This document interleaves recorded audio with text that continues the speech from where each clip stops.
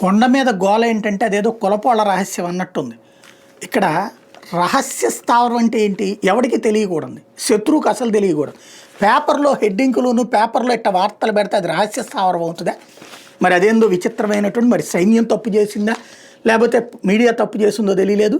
సముద్ర రక్షణ సామర్థ్యాన్ని పెంచుకునే దిశగా మరొక కీలక ముందడుగు పడనుంది. తూర్పు తీరంలో రక్షణ అవసరాల కోసం నిర్మిస్తున్న నేవీ ప్రత్యామ్నాయ స్థావరం ఐఎన్ఎస్ వర్షాన్ని 2026లో ప్రారంభించాలని కేంద్ర ప్రభుత్వం ప్రణాళిక సిద్ధం చేసింది. ఇది పూర్తిగా వ్యూహాత్మక స్థావరం. ఆంధ్రప్రదేశ్లోని విశాఖపట్నానికి 50 కిలోమీటర్ల దూరాన అనకాపల్లి జిల్లాలోని రాంబిల్లిలో సముద్ర తీరాన్ని అనుకుని దీన్ని నిర్మిస్తున్నారు. ఈ ప్రాజెక్టు కోసం కేంద్ర ప్రభుత్వం 670 హెక్టార్ల అటవీ భూమిని కేటాయించింది. రాష్ట్ర ప్రభుత్వం కూడా అవసరమైన సహకారం అందిస్తోంది. దీని తొలి దశ నిర్మాణం 2022 నాటికి, మలి దశ నిర్మాణం 2025 నాటికి పూర్తి కావాల్సి ఉంది. కానీ కోవిడ్ వంటి కారణాల వల్ల ఆలస్యమైంది. ఇప్పుడు తొలి దశ నిర్మాణం పూర్తిగా వచ్చింది.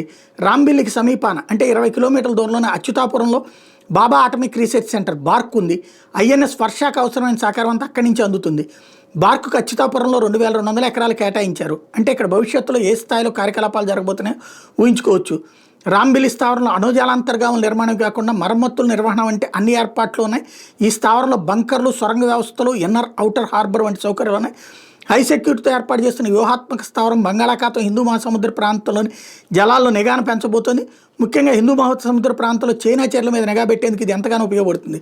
పొరుగు దేశాలైన చైనా, పాకిస్తాన్ తన నౌకాదళాలను ఆధునీకరించుకుంటున్న నేపథ్యంలో భారత్ కూడా కొత్త నౌకా స్థావరాన్ని ఏర్పాటు చేసుకోవడం గమనార్హం అన్నటువంటి వార్తని హైలైట్ చేశారు. ఇక్కడ విషయం ఏంటంటే ఇందులో ఏదో ఒక రాష్ట్ర ప్రభుత్వ పాత్ర ఉందని చెప్పడం కోసం ఇంత పెద్ద స్టోరీ రాశారు. ఇది సైన్యానికి సంబంధించినటువంటి సీక్రెట్ వ్యవహారం. వీళ్ళ అత్యుత్సాహంతో ఆ రహస్యాన్ని ప్రపంచ దేశాలకి, ఇది ఇట్లాంటిది ఏంటంటే హనీ ట్రాప్ వేసి సైంటిస్టుల దగ్గర, రక్షణాధికారుల దగ్గరనో కొనుక్కుంటాయి విదేశాలు. చక్కగా వీళ్ళు పేపర్లో పెట్టి రాసి అదేదో అంటారు కదా, పళ్ళెల్లో పెట్టి ఎదురు ఉన్నటువంటి శత్రువులకి చూపించేశారు మన అడ్రస్ ఎక్కడే ఉందనేది.